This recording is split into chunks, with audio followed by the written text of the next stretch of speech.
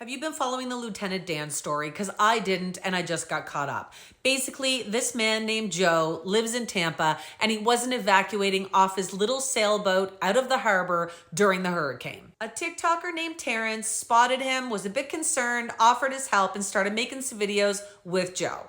He flat out refused to get off of his boat, and TikTok was watching. He survived. He's alive. Holy shit, Lieutenant Dan made it. Everyone started to get invested in this story of Lieutenant Dan, and they all wanted to help out. So they asked Terrence to make a GoFundMe. Here's what he has to say. All right, guys, I just want to get on here to address the Lieutenant Dan GoFundMe situation. When I first saw Joe and met him, his boat was being swept under a bridge, and I was walking home from school, and I saw this guy who looked like he needed help. And this is how this whole thing started. I made the first video calling him Lieutenant Dan before Hurricane Helene came.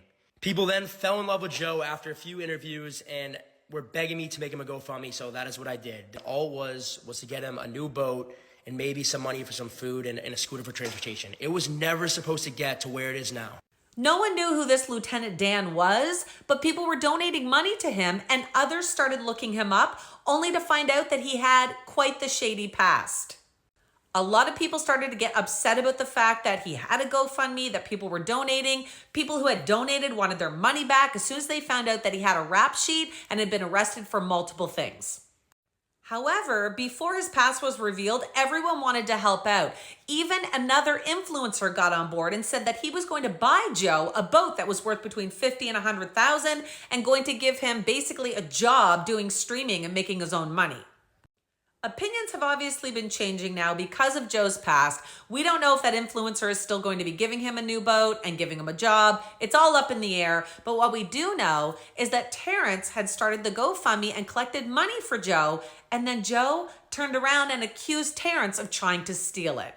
Joe has a bank account, but no identification and no way to get in the bank. I mistakenly put the GoFundMe under my friend's name as a way to get the $2,500 out quick and give it to him and be done with it. I have done all the research and have reached out to Tampa police who are willing to help Joe get an ID and expedite this process so we can retrieve the other $35,000 in GoFundMe.